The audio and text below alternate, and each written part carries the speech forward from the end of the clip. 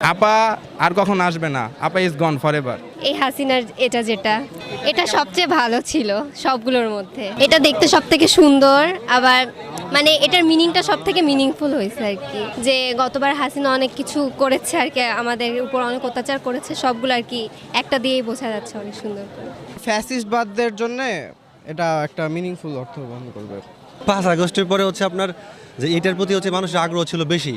আর আমরা যখন দেখছিলাম হচ্ছে যে আগে যেটা বানানো হয়েছিল অনেক দিন আগে থেকে, তো ওইটা এটার চেয়ে আরও বেশি ভালো হয়েছিল আর কি।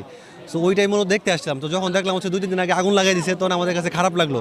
সো ধন্যবাদ জানা হচ্ছে ঢাকা ভার্সিটি চারুকলা ইনস্টিটিউট যারা এই কষ্ট করে একদিনে এটা করছে।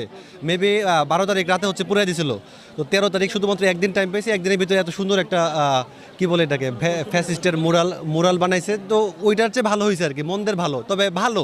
পয়লা বৈশাখ উপলক্ষে ফ্যাসিস্ট আমরা চাই না, বা ফ্যাসিস্টের একটা মহাফ্যাসিস্ট বলে